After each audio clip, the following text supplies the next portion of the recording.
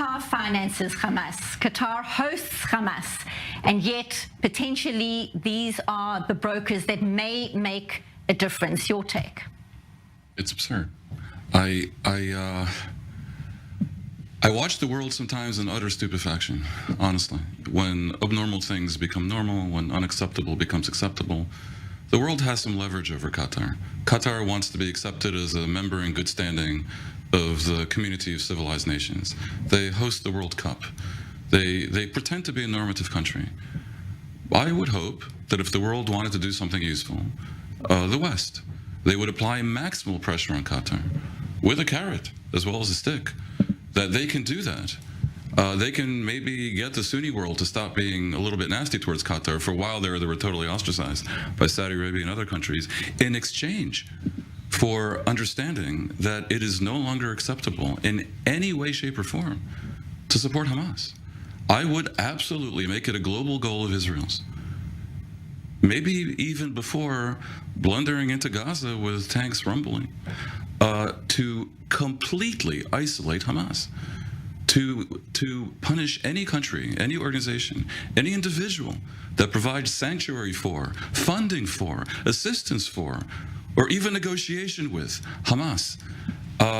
After what happened on October 7th, Hamas needs to be removed from the rank of organizations that one can deal with and not expect to be a pariah oneself. Well, to that exact point, what then do you make of Recep Tayyip Erdogan saying Hamas is not a terrorist organization? One wonders how he would define the PKK right now, but that we can park for the moment. Are you surprised? Yeah, I mean, honestly, this is a guy who's happy to call any Kurd in Turkey a terrorist, practically. Well, let's be honest, there were efforts at some kind of warming of relations between Israel and Turkey. He was supposed to be visiting soon. He's obviously cancelled that, as we know. He is speaking, and we know the guy. We know it. He will come back to the circle and will climb up and will move around the circle. But the main problem is Qatar. Let's not play the games.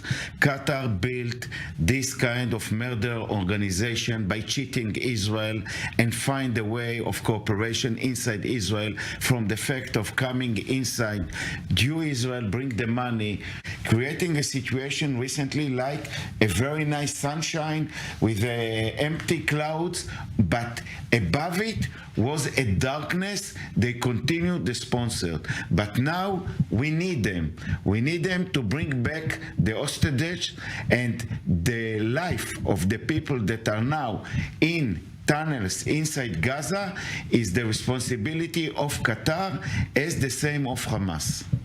Sounds like we agree on Qatar. As for Turkey, the answer may be more in the realm of the psychological than the political. Your thoughts on Antonio Guterres and his comments, fallout, walking it back, but not really walking it back. What do you see into this? He's a creature of his environment, which is the UN, and indeed Israel. The Israeli narrative, to use a word I hate, is not that popular in a General Assembly. He's more the head of the General Assembly than the head of the Security Council.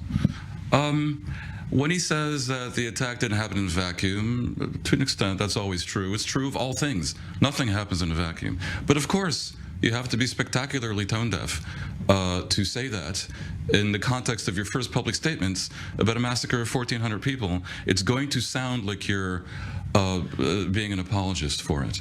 So it would be a little bit sad for poor Guterres if he had reached his advanced years and hadn't figured that out. If you saw the brutality, if you saw the depravity that was filmed by Hamas when this rampage happened, a human being cannot be anything but outraged. Of course, obviously. But here's the problem with that, okay?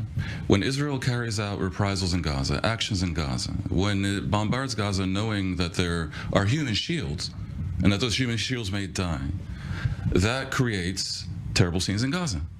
And I think if Israel assumes that people will compare the two things, human shields dying at Israel's hand because Israel had no choice but to do the bombardment, versus maniacal terrorists, probably drugged up to boot, running around southern Israel, raping and pillaging, they're going to know the latter is worse. I think Israel may be disappointed, because there is this endless loop of constant death and destruction that causes many people to be confused about who is right and who is wrong. I must say something about the UN Secretary. Give me 10 seconds. Shame for him. shame for the General Assembly, and shame from the free world. And I think this guy should be removed from his job, and I'm serious.